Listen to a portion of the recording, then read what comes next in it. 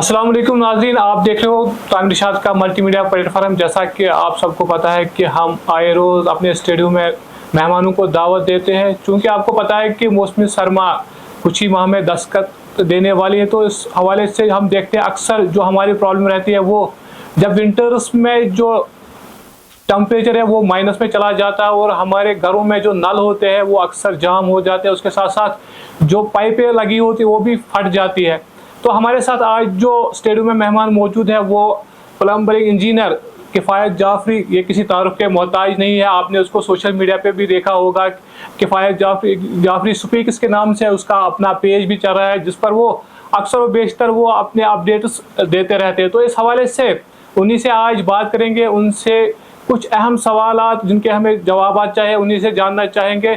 किफ़ायत साहब, आपका हमारे स्टेडियम में बहुत बहुत स्वागत है। शुक्रिया आपका, आपने मौका दिया मुझे यहाँ पे आने के लिए और आपकी पूरी टीम का। किफ़ायत साहब, सबसे पहले जो मेरा सवाल आपसे रहा चूँकि आपका जो पेज भी है उस पर भी सिर्फ आप जो प्लम्बरिंग जो इश्यूज़ है वो आप हाईलाइट करते रहते हो। हमारे पास भी क्योंकि जब यहाँ वादी कश्मीर में मौसमी सरमा जब आती है तो सबसे पहले जो हमारी प्रॉब्लम रहती है वो नलकों को लेके रहती है, क्योंकि नलके जम जाते हैं, पाइपें फट जाती है। तो किस तरह का सलूशन आपके पास है कि इस तरह के जो वाक़ात पेश है वो उसको ख़त्म हो जाए? देखो ये जो पाइपें ये बच सके और साथ ही साथ जो पानी का जो बहाव है वो अच्छी तरह से चल सके। तो सबसे पहले मैं कहूँ, ये जो गलतियाँ थी पहले दौर की, अगर उनको होता तो मैं कहता चलो उस टाइम पे इतना टेक्नोलॉजी नहीं था, अवेयरनेस नहीं था। मगर जब आज की बात करते हैं हम 2025-26 की, जो आज तक कंस्ट्रक्शन हो रही है, प्लम्बिंग हो रही है, अब भी लेजीपन है, चाहे कस्टमर्स की साइड से या हमारे टेक्निकल होल्डर्स की साइड से, क्योंकि अब इसके लिए हमारे पास बाज़ाब्ता सॉल्यूशन है। अगर मैं नॉर्मल से नॉर्मल कस्टमर की बात करूं, इजी से इजी वो कम से कम कंसील में जब हम फिटिंग करते हैं दीवारों के अंदर तो इंसुलेशन का इस्तेमाल कर सकता है, लेकिन उसमें क्लाइंट को जेब पे थोड़ा असर पड़ता है। और अगर फिर हम टेक्निकली बात देखेंगे इसको, तो जो प्लम्बर हमारा भाई होता है उसको थोड़ा मेहनत ज़्यादा करना है, जो इसको जेरी निकालनी है वो डबल करनी है। तो जब वो डबल खोदने जाएगा तो एक क्लाइंट कहता है कि मुझे जी सस्ते में काम चाहिए, तो एट द एंड बात वहीं पे पहुंचती है कि हम खुद गलती करते हैं आज के टाइम पे भी। तो अगर अब सोल्यूशन की बात करेंगे, सोल्यूशन पहले यही था, अगर बेहतर रहता जहां पे -7-8 तक जाता है वहां पे अंदर जेरी के अंदर नॉर्मल इंसुलेशन, नेट्राइल इंसुलेशन से काम चल जाएगा। 6 mm 8 mm का इंसुलेशन करा दो, ठीक है। अब जहां पे 10 से प्लस जाता है वहां पे हीट वायर का इस्तेमाल करना है। जर्मन टेक्नोलॉजी है, हीट वायर हमारे पास आता है, हीट वायर का इस्तेमाल करना है, उसके ऊपर फिर इंसुलेट करना है। तो उससे क्या होगा, हीट वायर क्या करता है, हमें जैसे हमें टेम्परेचर इस रूम का मेंटेन रखना है 10 डिग्री, 15 डिग्री, 20 डिग्री, उसका थर्मोस्टेटिक साथ होता है। पूरा वॉशरूम के बाहर थर्मोस्टेटिक रहेगा, जो इन्वर्टर बेस्ड भी रहेगा। तो उस पे उसका पूरा टेम्परेचर जितना भी वॉशरूम के अंदर लाइनिंग लगा के हैं वो मेंटेन रहेगा, उसके अंदर 10 डिग्री से लेकर के 50 डिग्री तक जैसे क्लाइंट चाहेगा। तो लेकिन वो वहां पे जहां पे हमें ज्यादा माइनस में जाने का खतरा रहता है, जैसे लेह लद्दाख हमारा है, वहां पे वो चीज काम आ सकता है। अगर मैं कश्मीर की ज्यादातर एरिया देखूं तो यहाँ पे नेट्रायल से हमारा काम चलता है। बस साहब, ये तो आज नई टेक्नोलॉजी है। हम अगर पीछे की बात करें जो पिछला ज़माना था उसमें तो ये सब चीज़ें नहीं थी, लेकिन अगर हम नई टेक्नोलॉजी की बात करें ये उसमें कॉस्टली भी होता होगा कि उससे सस्ता होगा? नहीं, वो ज़्यादा कॉस्टली नहीं है। अगर पूरी एनालिसिस को देख के हम करेंगे तो मैक्सिमम ज़्यादा से देखें तो 5-8% का इसमें बढ़ावा होगा प्लम्बिंग में।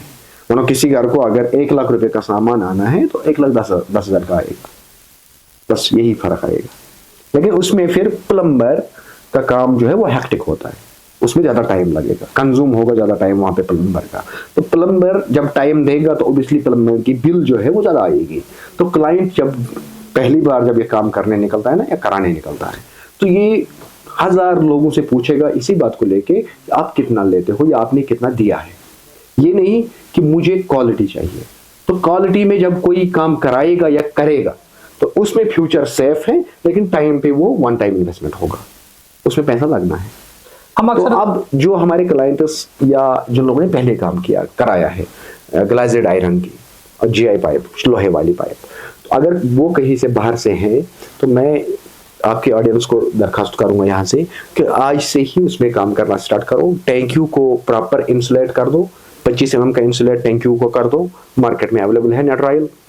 और पाइपें जो है उनको भी इंसुलेट करो, मगर इंसुलेशन सिर्फ जुगाड़ की नहीं, इंसुलेशन एयर टाइट होना चाहिए। सिंपल अगर मैं इनको समझा दूं, जब विंटर आने की कोशिश होती है हम थर्मल्स लेते हैं, थर्माकट्स लेते हैं अपने लगाने के लिए, कॉज अगर वो लूज हमें होता है तो ऑब्वियसली ठंड लगती है ना, तो वो जो इंसुलेशन पाइप के ऊपर होगा वो प्रॉपर टाइट होनी चाहिए और उसके अंदर कोई सुराग रहना नहीं चाहिए, क्योंकि जहां से भी सुराग होगा वो हीट लॉस करेगा फ्यूचर में, वो फिर से वो जम सकता है।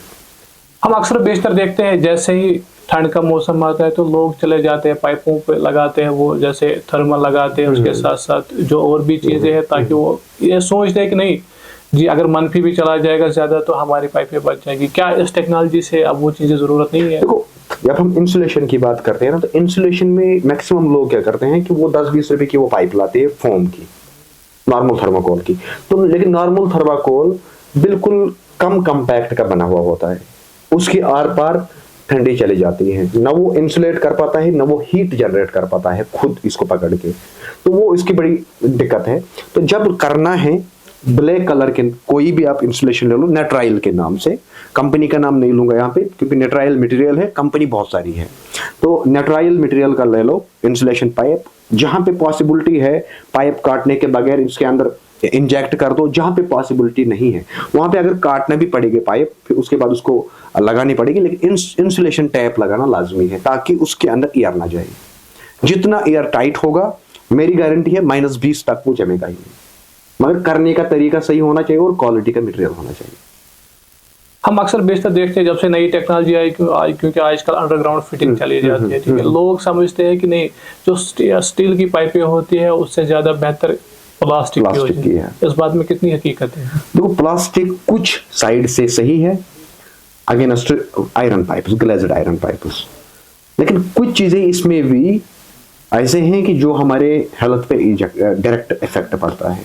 अगर मैं कास्ट उसमें ग्लेज्ड आयरन की बात करूं तो उसके अंदर एट द एंड रस्ट पकड़ता है।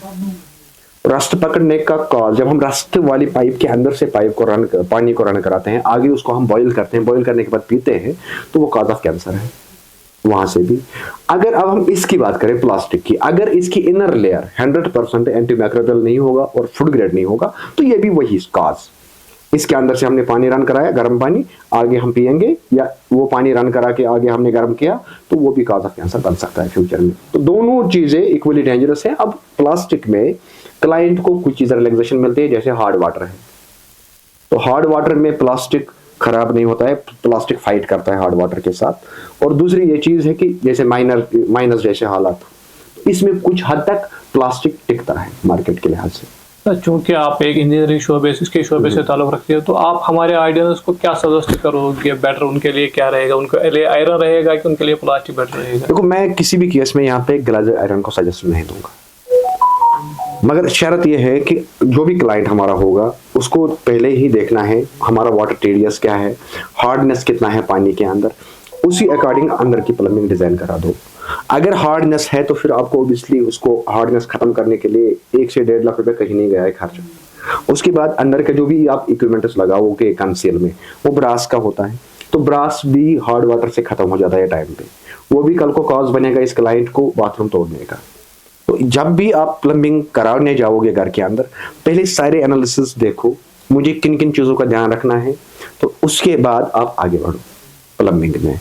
तो लेकिन जो रेजोल्यूशन है आज के टाइम पे प्लम्बिंग में, तो वो तो प्लास्टिक का है ही, चाहे उसमें हम कौन सी भी मटेरियल का लगा लेंगे तो एट द एंड प्लास्टिक का ही है। तो लेकिन एक चीज का ध्यान रखो, कम से कम जब आप प्लास्टिक पाइप परचेज करने जाओगे तो वो उन रूल्स को फॉलो करना चाहिए जो WHO हमारा कहता है, जिसमें हमें यूवी स्टेबलाइज्ड पाइप होनी चाहिए, जिसमें हमें एंटीबैक्टीरियल पाइप होनी चाहिए, एंटीबैक्टीरियल पाइप होनी चाहिए। उन चीज़ों का खास ध्यान रखें ताकि हमारे आने वाली जनरेशन पे कोई इफेक्ट ना पड़े, क्योंकि घर हम खुद के लिए नहीं बनाते हैं बल्कि आने वाली जनरेशन के लिए बनाते हैं। जो इंसान इस एंगल से सोचेगा कि नहीं जी मुझे खुद के लिए घर बनाना है या रिश्तेदारों को कंपटीशन में दिखाना है, उसको फिर एक जैसी बात है। अब चीज़ें ये भी है कि हम बड़ी बड़ी बिल्डिंगें बनाते हैं तो अंडरग्राउंड उसमें वाटर फीडिंग चली जाती है, कहीं ना अगर किसी दिन ऐसा हादसा हुआ कि पाइप बीच में से ब्लॉक हो गई या फट गई बीच में से, तो उसके पास आपका क्या सोल्यूशन है ताकि वो सारी फिटिंग जो है उसको खोलनी ना पड़े? तो अगर हम इस चीज को टेक्निकली समझेंगे, हमारे प्लम्बिंग में एक, जैसे मानो इंसान को हार्ट अटैक होता है ना, सडन होता है ना, मगर गलती हमारी होती है कुछ ना कुछ। तो जब हम अपने काम को टेक्निकली समझेंगे तो हमारी प्लम्बिंग में हार्ट अटैक जैसा एक बीमारी है जिसको हम वाटर हैमरिंग कहते हैं। वाटर हैमरिंग, जिस तरीके से इंसान को हार्ट अटैक होता है, सेम ऐसे ही हमारे पाइपों पे वाटर हैमरिंग होती है। किस केस में? मैंने बहुत सारी वीडियोस के अंदर कहा है कि डाइवर्टर मत लगाओ। उसकी कॉजेज मैंने मल्टीपल कॉजेज बताई हैं, मगर एक क्लाइंट को वाटर हैमरिंग आसानी से समझ नहीं आएगा, क्योंकि अब आहिस्ता आहिस्ता, पहले के दौर में नॉर्मल हमारे नलके आते थे, इजी से हम बंद करते थे, इजी से हम उसको खोलते थे। उसके बाद आया हाफ टर्न वाले नलके, उसके बाद आया सिंगल लीवर, उठाना मुड़ाना यहाँ। लेकिन जब हम फ्लो की बात करते हैं, अगर 5 बार पे हमने बाथरूम को फ्लो रखा होगा नलके को, क्योंकि हमें जरूरत है सीलिंग शावर, बड़े शावर्स, क्योंकि ट्रेंड चल रहा है ना दिन ब दिन, अब इसमें खतरा रहता है हमारे वाटर हैमरिंग का।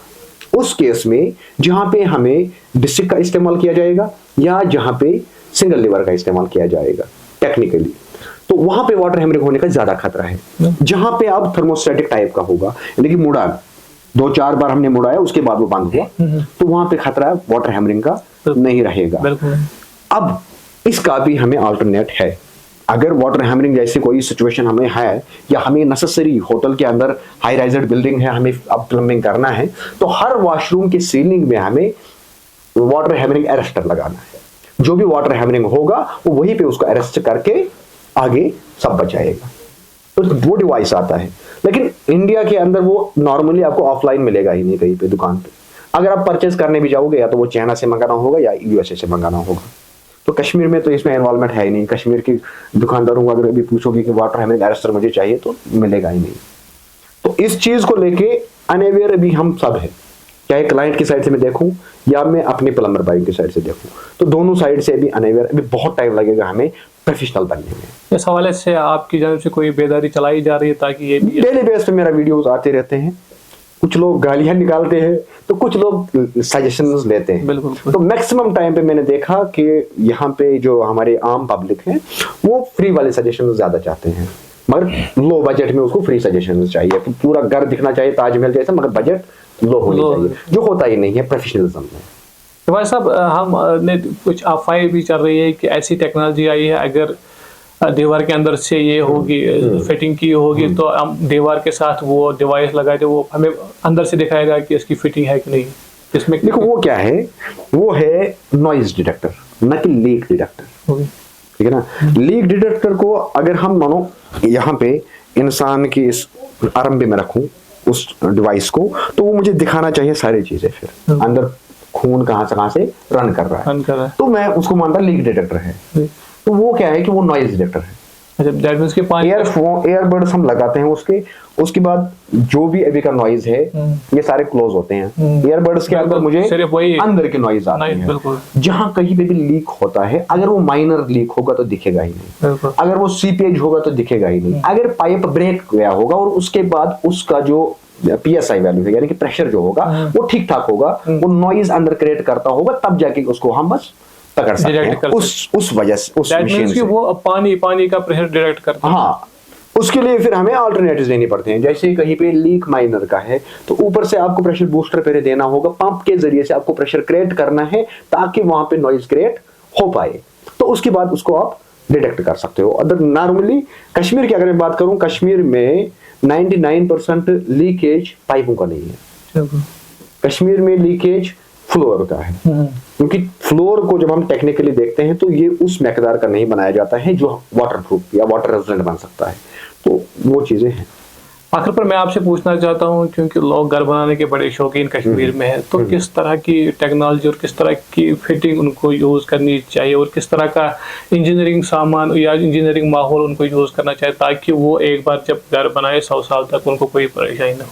देखो, मैं इसमें सारी चीजें को, इसमें को मकान एक ऐसा चीज है जिसमें कोई एक पार्ट इग्नोर नहीं कर सकते हो आप। इंटीरियर में कंप्रोमाइज करो चलेगा, स्ट्रक्चर में आपको कंप्रोमाइज करना ही नहीं है, क्योंकि हम जोन 5 में हैं। उसके बाद जब आप प्लम्बिंग की बात आती है, तो प्लम्बिंग एक ऐसा चीज है जो मेन पार्ट है आपकी लाइफ का। प्लम्बिंग अगर फेल हुई तो सारा सिस्टम फेल। आपका जीना हराम हो जाएगा मकान के अंदर। बहुत सारे मकान भेजे गए आज तक जिनके अंदर प्लम्बिंग फेल हुई और उसको फिर रेनोवेशन करने में बहुत पैसा लगता है। प्लम्बिंग आज के टाइम पे मकान के अंदर सबसे महंगी चीज है। अगर उसके बाद फिर थर्ड प्रायोरिटी में दूं, वो है इलेक्ट्रिशियन का। तो इलेक्ट्रिशियन जो भी आप लाओगे, प्लम्बर लाओगे या स्ट्रक्चर डिजाइनर लाओगे, सारे एथेंटिक होने चाहिए, जिनको कल को आप अगर आपके काम में कोई गड़बड़ हुआ तो आप जाके कहाँ पे पकड़ोगे। इंडिविजुअली यहाँ पे कश्मीर में क्या होता है कि इंडिविजुअली काम कराते हैं ज्यादा। आपका कोई रिलेटिव है, उसने 2 महीना काम किया, आप जाके उसको पकड़ते हो इंडिविजुअली। कल को उसकी काम खराब हुई आपके साथ, आप कहाँ पे जाके उसको कंप्लेंट करोगे, वो तो ऑथेंटिक है ही नहीं। तो बेहतर है उन कंसल्टेंसीज के साथ या उन लोगों के साथ काम करें अगर आप जेन्युइन काम चाहते हो, जो ऑथेंटिक होगा, जो कहीं किसी इदारे में रजिस्टर्ड होगा। तो उससे क्या होगा कि वो रेस्पॉन्सिबल है। कल को अगर वो रेस्पॉन्सिबल नहीं है तो उसकी फर्म रेस्पॉन्सिबल है। अगर वो आपको रेस्पॉन्ड नहीं करेगा तो उसकी रजिस्ट्रेशन कैंसिल किया जाएगा कंप्लेंट के दौरान। तो यानी एक रास्ता है आपको आगे तक उसके साथ फाइट करने का। इंडिविजुअली आप क्या कर सकते हो, ज्यादा से ज्यादा आप थाने में जाके वो वहां पे कहेगा कि लो जी मैं लेबर हूं, तो लेबर के ऊपर कोई लॉ ही नहीं अप्लाई होता है क्योंकि वो दहाड़ी के हिसाब से पैसा लेता है, बिल्कुल, है ना। तो वो ना कॉन्ट्रैक्ट बेस पे उसकी काम होती है जिसको लेके आप कल को उसको पकड़ते, उसने तो दहाड़ी जैसी काम किया है तो उसको करोगे क्या। तो बेहतर है चाहे स्ट्रक्चर इंजीनियर हो, इलेक्ट्रिकल इंजीनियर हो या प्लम्बिंग इंजीनियर हो, ये तीनों ऐसे होने चाहिए जो प्रोफेशनल होगा।